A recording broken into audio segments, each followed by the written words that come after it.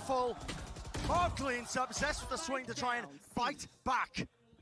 Spike's down in garage. This is over. Drop down. You have no tools to try and reclaim this one, and it's a double up. In fact, even the ultimate being committed here. What? Spray down. What? And a lockdown will not do squat. So today we will be taking a look at DRX versus Optic, one of the better best of 5 series that I think we've seen in Valorant so far, as DRX bring it back from 2-0 down to 2-all, and we play on map 5, and this was an exciting Haven match as well, because, you know, Optic, by the way, are running their, like, weird comp, right, with the Phoenix and the double Sentinel, you know, really wacky comp. Yeah, it was just a really fun game. And we're going to start off with one of the craziest clips, I think, of the tournament so far. And that is here on round number 5. And DRX are attacking here. And what they are going to start out with is a bit of mid presence. They send a Prowler down towards A. You see that Ye is actually with an op going to get set up down on short. And they come towards B. And it looks like they want to go for, you know, somewhat of a B hit. They put this deeper smoke in there, which tells you that they want to, you know, take this deeper control and hold this, right, and hold the rotate from A. This is something you've seen more and more teams do now, right, is trying to take one of the 2 links, and often it is the A link that teams try to take.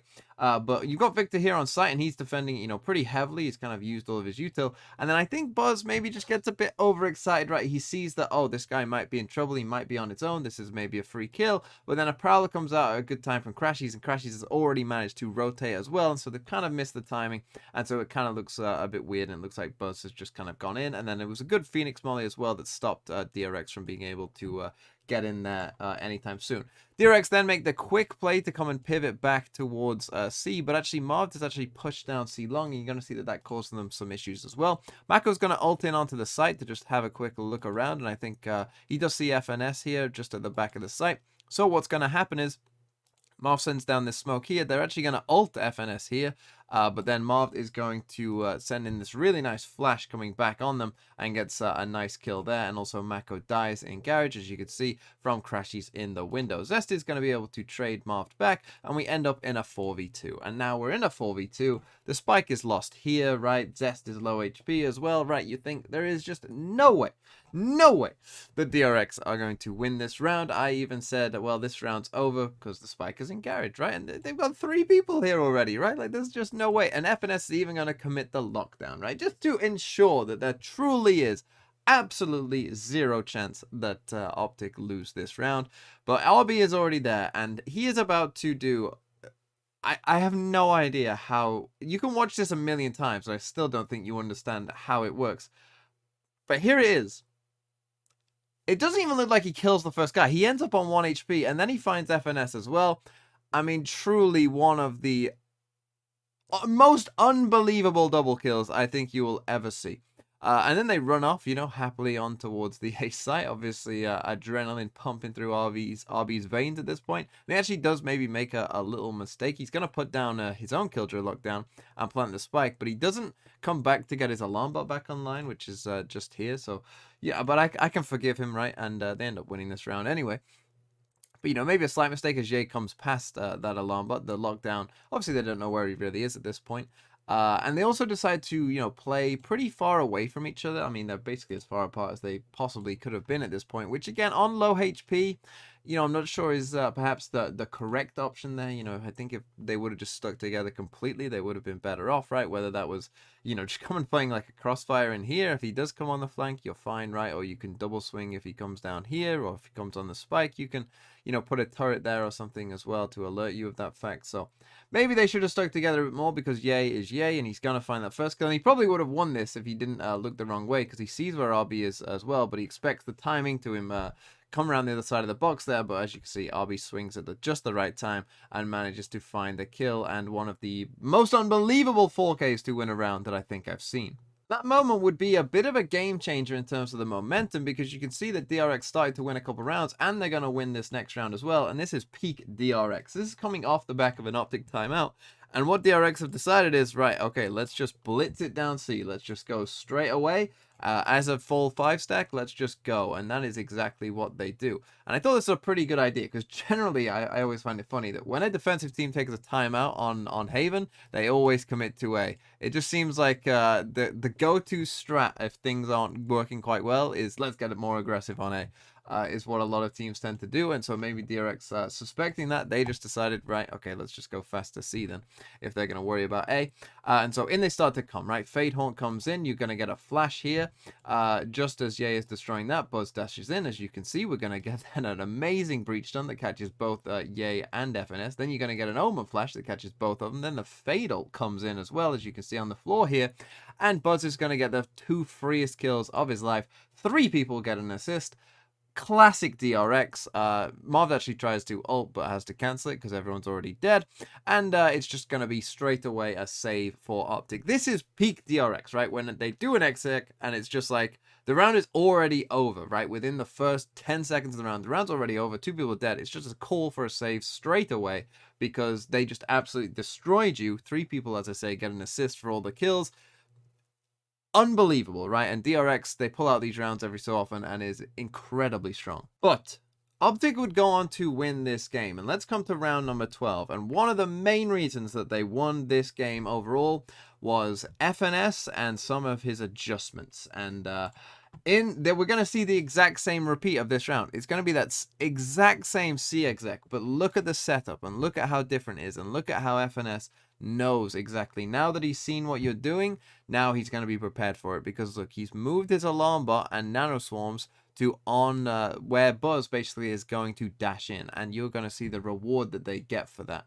Is absolutely incredible. So a great read by FNS to do this in this round. Had a great read of what was going on overall, and just the adjustments that they made in game, extremely powerful, right? Ye even misses this first op shot. You know, he changed sides. You know, on the last time he was on this side, now he's moved over to this side, and he even, you know, rarely misses a shot, but that could have been disastrous for them as well. Buzz dashes in, and he's got his knives as well, but take a look at this. In come the nano swarms, off goes Buzz, right? He's just dead straight away. And now, because you've disrupted that DRX timing, right, and they have just such a set plan of how this round was going to go, what you're going to see is Mako is going to TP in here, right? Perhaps thinking that Ye is flashed, because Ye somehow slightly avoided that flash as well. But probably what he was expecting, I think maybe, you know, this jet smoke here, is normally Buzz would be alive and he would put down a second jet smoke, most likely, that, you know, Mako is trying to come into. Maybe slightly overcooks it as well, because he just misses that one. But that one would have faded pretty soon anyway, as you can see. So, you know, if you just can disrupt that first bit of timing of DRX, you know, they figured out, oh, we can really, you know, destroy them essentially. And so you see they get the first 2 free kills. Marv actually also, the reason he got here is he's actually used his ult to come back here, and he's now destroying them from behind as well. So just a perfect round from Optic overall. They win a flawless and they go up 8-4. They really did turn the tide once they kind of figured out what DRX were doing. They had a really, really strong second half to the first half. But now let's come to the other side, where DRX are defending and Optic are attacking. And the thing here for me, the thing that won Optic this game, was their ability to win thrifty rounds. And I think part of it was DRX, you know, kind of let them do this. They kind of fell for the same things a couple times. But Optic are insane at winning these thrifties. I mean, it helps when you have people like Ye who can hit shots all the time. But they were insane. And particularly Victor went insane on some of these thrifty rounds in this second half, as you will see. So this is going to be a bit of an interesting round, where they're going to send Victor and Crashies here on the Fade and on the Phoenix. They're going to send them down towards A, right? They do this early smoke here. They've got Ye just kind of protecting this. Prowler comes out down short. They don't see anything. Buzz actually has an op. Ye actually has his ult this round as well. So as you can see, they get pretty deep here. Crashies and Victor, and they get kind of all the way up to the A site. Well, then the call is like, okay, well, we've got this control. That means there's probably, you know, 2 people here. They destroy this Prowler just there. And so they start to come back right now, knowing that, there's probably 2 people there. But then FNS gives them the call, or whoever it is, gives them the call, right, go back towards A. You're going to run a fake, and we're actually going to come in towards B. As you can see, we got these 3 players in here towards B. Smoke comes down towards A, and there is actually 3 people here towards A as well. But here's what I think for DRX, is that they were just a bit too passive in the positions that they were holding, and there was never really any, you know, there's 3 people here, and there has been for some time now as well. you know, there was never any attempt, even though there's 3 of you here, right, to, you know, challenge this again, or, you know, go and re-clear this, or take fights, right, where even when you've got better guns, they were just a bit too passive. And I think when DRX struggle on defense, it is often because they are too passive, right? They don't challenge enough, and especially when you're against ecos, right, you would think, like, you know, you've got to have that confidence that we're going to win these gunfights no matter what. But actually what happens is they're against Stingers and whatnot, Stingers and Frenzies here on this A site. They let these two exec on them, right, and get right up in their face, right, way before it's too late, right? Like, look at how deep they get already. And this is just 2 players with a Stinger and a Frenzy and just a bit of util. Look at how much chaos they cause, right? This Prowler comes in, it sees where Zest is, and now it's kind of all a bit too late, and Mako is going to put down a bit of a survival smoke here. But again, against these kind of saves, you should never need to be having a survival smoke where you've got like 3 people on the site, right? There shouldn't need to be that. In fact, this is going to help, you know, Optic in this instance, this smoke, because it's going to not mean that these two can kind of see each other, and they're going to get blinded by the smoke. So it actually ends up helping Optic as well, who again have worse guns. They want that smoke there, right? Because it gives them kind of a way of moving in and out of that smoke and getting close range fights. And so just a big mistake from DRX in this round. And again, these thrifties were really the bane of DRX's existence. As you see, Zest dies just there.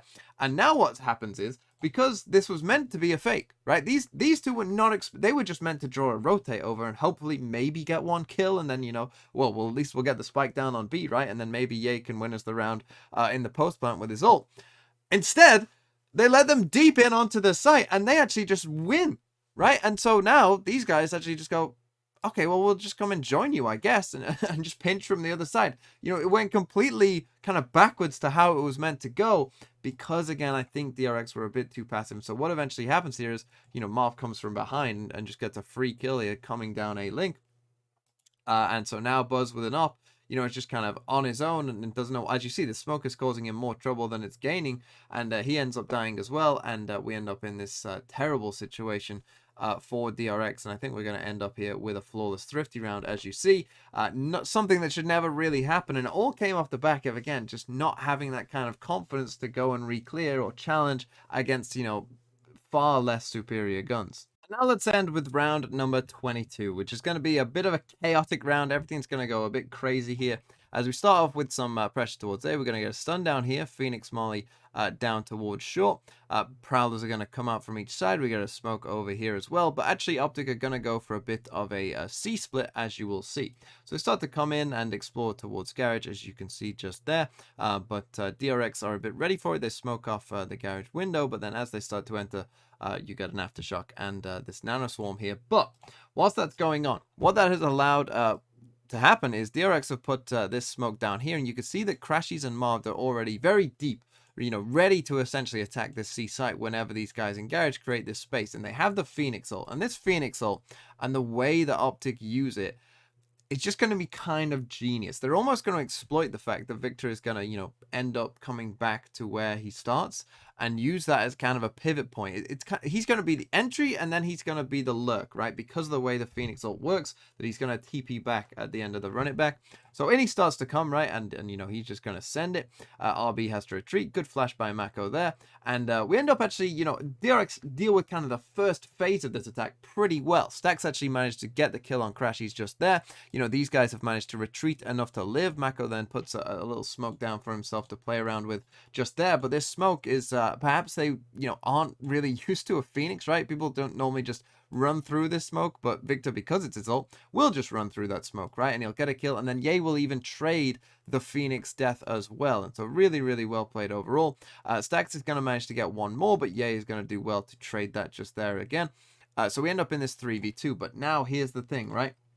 They have the site. They know that the fade is somewhat close, but they know if they come back, and this is where FNS is just like mind gaming everyone, or whether it was Victor who gave the call as well. Because look at where he is, right? He's, because of that Phoenix ult, and he's come back. He just tucked himself in here, right? And so they know, well, if we leave, you know, Victor can either have a free kill, which he will get, or let's say, you know, they get all the way to the A site and eventually DRX come to them, well then Victor's going to be behind them for sure, and he's probably going to get a free kill either way. And that's just the way Optic work, and it works extremely, extremely well, right? So they do manage to get out. Zest is obviously still thinking that they might be there on that C site, but as you can see, they've ran a long, long way away, and Victor does manage to get that kill, and so they decide, okay, well, let's just go towards A then, and that's what they will do, right? And Victor again goes lurking in through B, the spike goes towards A, and Buzz eventually will die here to Victor as he just turns around and gets that final kill for Optic, who would go up to 12 and then go on to win this game as well,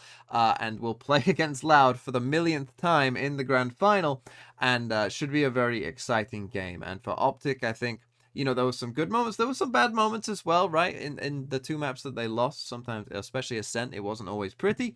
But you know, I do think that this will give them quite a bit of confidence, you know, that they can go on and beat Loud. But we will have to see. I'm sure Loud will want their revenge 100%. And it should be a very exciting game later today. And you can come and join me on twitch.tv/thinkingmansvalo to watch that final game if you want. Little plug at the end, but goodbye.